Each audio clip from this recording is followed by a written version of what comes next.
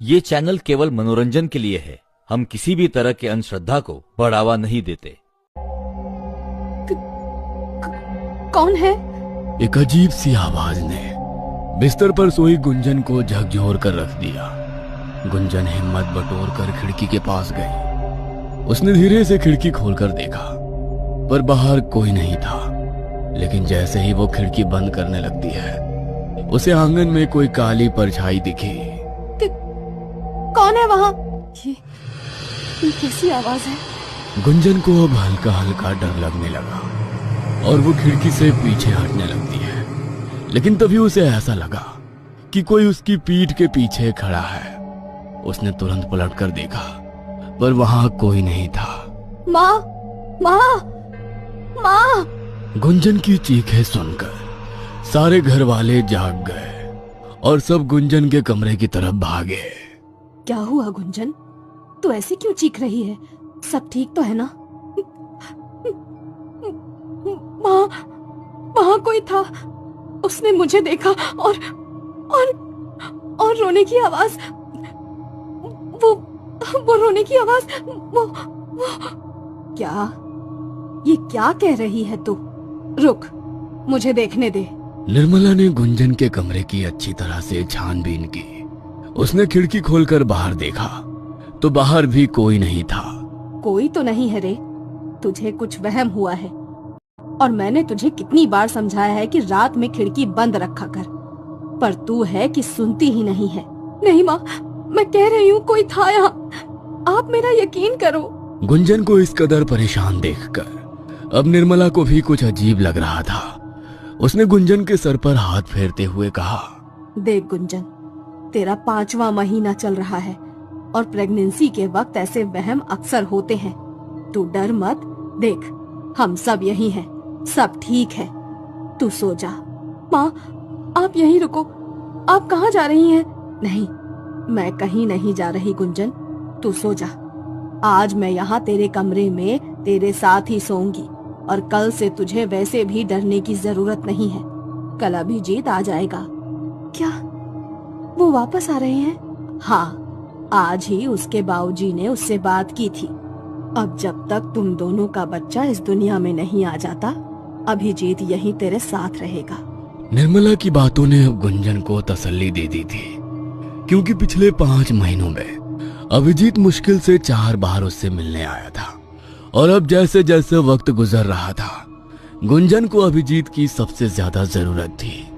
पर काम के चलते अभिजीत को वक्त ही इतना नहीं मिलता कि वो घर आ सके। पर अब गुंजन ने सुना कि अभिजीत घर आ रहा है, तब उसकी जान में जान आई। अगले दिन सुबह से ही गुंजन दरवाजे पर टकटकी लगाए अभिजीत की राह देख रही थी।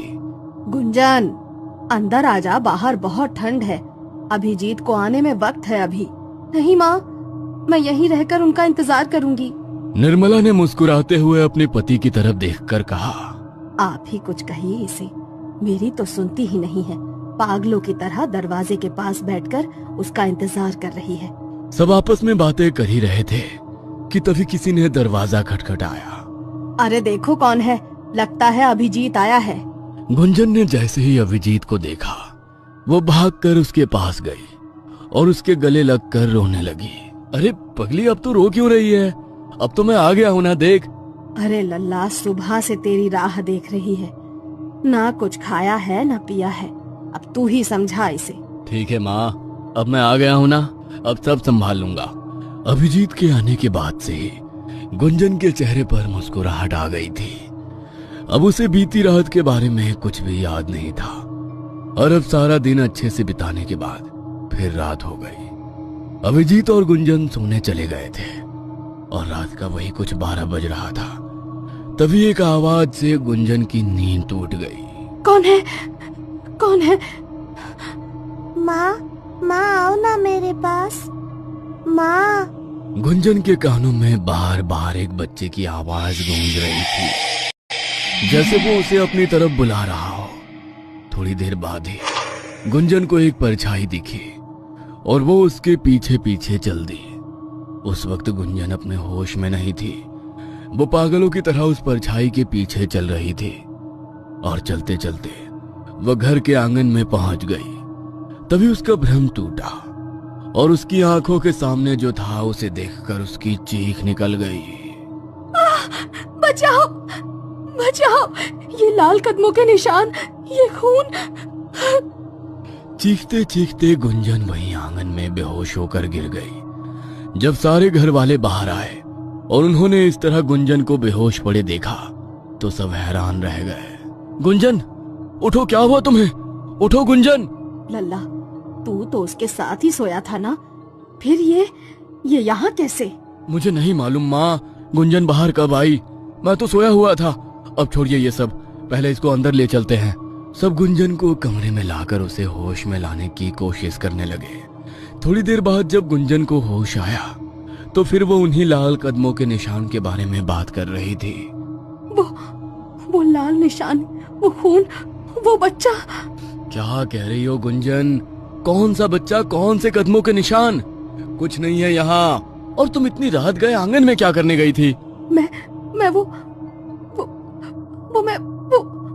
बच्चा। कौन सा बच्चा गुंजन? अपने घर में कोई बच्चा नहीं है। मैं आप लोगों से कह रही हूँ ना, यहाँ एक बच्चा था और वो लाल कदमों के निशान, वो खून। रुकिए, आप सबको मुझ पर यकीन नहीं है ना? मैं अभी दिखाती हूँ। गुंजन भागी भागी आंगन की तरफ गई और जमीन की ओर इशारा करने लगी। ये देखो, यही थे वो निशान। गुंजन, कौन से निशान? यहाँ कोई निशान नहीं है। तुम्हें क्या हो गया है? क्यों ऐसी बहकी बहकी बातें कर रही हो? गुंजन ने देखा कि कोई उसकी बातों पर यकीन नहीं कर रहा है। वो चीख चीख के रोने लगी। आप सबको लग रहा है कि मैं झूठ बोल रही हूँ। माँ, आप तो मेरा यकीन करो, वो बच्चा यही था और वो निशान भी। बेटा, ऐसा नहीं है कि हम तुझ पर यकीन नहीं कर रहे, पर बेटा यकीन करने के लिए कुछ होना तो चाहिए। तो खुद देख, यहाँ कोई निशान नहीं है, कोई बच्चा नहीं है। मेरी बात मान, तुझे आराम की जरूरत है। आजा, सो जा चलकर। नहीं, मुझे कहीं नहीं जाना। जब तक आप लोग मेरी बात नहीं मान लेते, मुझे कहीं नहीं जाना। ये क्या पागलपन है गुंजन? बच्चों जैसी जिद मत करो और चलो यहाँ से। सब गुंजन को अंदर ले जाने की कोशिश कर ही रहे थे, तभी अचानक उसके पेट में तेज दर्द होने लगा। 5 महीने की प्रेग्नेंट गुंजन का पेट अब अच्छा खासा फूल गया था और समझ में भी आने लगा था। अचानक गुंजन को महसूस होने लगा जैसे उसके पेट में कोई हलचल हो रही हो।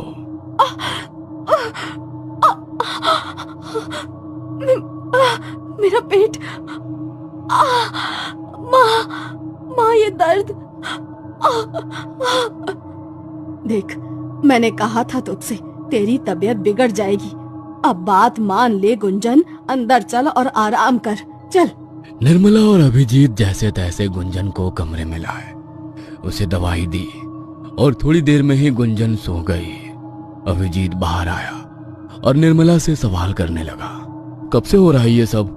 क्या बताऊं लल्ला, यही कुछ 15 दिन पहले से ही बहू ऐसी अजीब सी हरकतें कर रही है। कभी आधी रात में उठकर कहती है कोई है, कोई बच्चा है, कोई बुला रहा है, तो कभी नींद में चलते चलते छत तक चली जाती है। आपने डॉक्टर से बात की? नहीं लल्ला, 4 महीने के बाद ऐसा सब होता है गर्भवती औरतों के साथ। हमें लगा 1-2 दिन के बाद सब सही हो जाएगा, पर अब जब पानी सर के ऊपर जाने लगा तो तेरे बाबूजी ने तुझे बुलाया। आप लोग ये बात मुझे अब बता रहे हैं? ठीक है, अब जो हो गया सो हो गया, पर कल सबसे पहले हम गुंजन को डॉक्टर के पास लेकर जाएंगे। अभिजीत ने ठान लिया था कि अब वो गुंजन के साथ जो भी हो रहा है उसे ठीक करके रहेगा।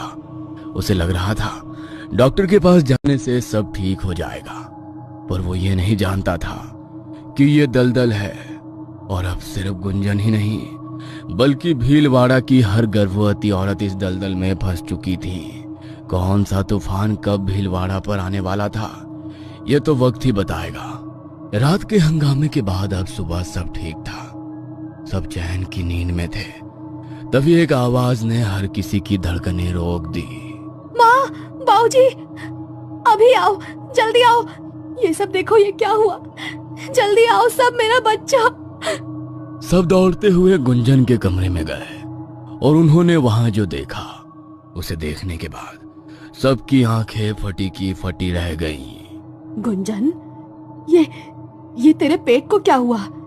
कल तक तो ये फूला हुआ था। माँ मुझे कुछ समझ नहीं आ रहा। ये सब क्या है? मेरा बच्चा। माँ मैंने कहा था आप लोगों से कुछ तो ठीक नहीं हो रहा है, पर आपने मेरी बात नहीं मानी। अब देखिए ये सब क्या हो गया। गुंजन, तुम घबराओ मत, हम अभी डॉक्टर के पास जाएंगे। तुम देखना सब ठीक होगा, हमारे बच्चे को कुछ नहीं होगा। तुम आओ, चलो मेरे साथ। निर्मला गुंजन की हालत देखकर अपना सर पकड़कर जमीन पर बैठ गई, क्योंकि जो कुछ भी हो रहा था वो कोई साधारण बात नहीं थी, या यूं कहें कि नामुमकिन है। कल तक जो गुंजन 5 महीने की प्रेग्नेंट थी, उसके पेट में उसका बच्चा था, उसका पेट फूला हुआ था। आज अचानक उसका पेट बिल्कुल नॉर्मल हो गया। भला रातों रात ऐसा कैसे हो सकता है? देखिए, आप अपनी बीवी से कहिए कि ये रोना बंद करके मुझे बताए कि आखिर हुआ क्या है। गुंजन, शांत हो जाओ। देखो, अब हम डॉक्टर के पास आ गए हैं, सब ठीक हो जाएगा। डॉक्टर, क्या बताऊं अब? कल तक मेरे पेट में एक बच्चा था, मैं माँ बनने वाली थी, और आज देखिए मेरा पेट ये बिल्कुल नॉर्मल हो गया है। मुझे ऐसा लग रहा है जैसे अब मेरे अंदर कुछ नहीं है। आपका दिमाग खराब हो गया है क्या? कैसी पागलों जैसी बातें कर रही हैं आप? और आप इनके पति हैं ना, आप तो पढ़े लिखे हैं, आप कैसे इनकी ऐसी बातों में इनका सपोर्ट कर सकते हैं? ये हॉस्पिटल है, गांव की दाई खाना का घर नहीं, जहां ऐसी बकवास बातें हो। डॉक्टर, मेरा हाल भी कुछ ऐसा ही होता अगर मैंने सब अपनी आंखों से ना देखा होता तो। अभिजीत ने गुंजन की सारी रिपोर्ट्स डॉक्टर के सामने रख दी, और जिन्हें देखने के बाद डॉक्टर के मुंह से बस एक ही बात निकली, ये नामुमकिन है, नहीं, ये नहीं हो सकता। देखा, मैंने आपसे कहा था ना, मैं झूठ नहीं बोल रही थी, पर किसी ने मेरा यकीन नहीं किया। गुंजन का रो रो कर बुरा हाल था। उसने डॉक्टर का हाथ पकड़कर कहा, अब आप ही कुछ कर सकती हैं, आप ही मेरी मदद कर सकती हैं। देखकर बताइए ना, मेरा बच्चा ठीक तो है ना, उसे कुछ हुआ तो नहीं है? डॉक्टर को कुछ समझ में नहीं आ रहा था कि वो गुंजन से क्या कहे। उन्होंने अपने पूरे करियर में ऐसा कोई केस ना तो कभी देखा था और ना ही सुना था, पर फिर भी उन्होंने अपनी और गुंजन की तसल्ली के लिए उसके लिए कुछ टेस्ट करना सही समझा। डॉक्टर ने अभिजीत की तरफ देखा और कहा, देखिए, हम अभी इनके कुछ टेस्ट करने जा रहे हैं, हो सकता है उससे कुछ पता चल सके। आपको जो करना है करिए, बस एक बार ये बता दीजिए, मेरा बच्चा और गुंजन तो बिल्कुल ठीक है ना, उन्हें तो कुछ नहीं हुआ है ना? डॉक्टर ने गुंजन का अल्ट्रासाउंड किया, और उसकी रिपोर्ट देखने के बाद उनकी ये समझ में नहीं आ रहा था कि वो अभिजीत और गुंजन को क्या जवाब दे। और तब तक निर्मला और अभिजीत के बाबूजी भी हॉस्पिटल आ गए थे। क्या हुआ लल्ला? डॉक्टर क्या बोली? सब ठीक तो है ना?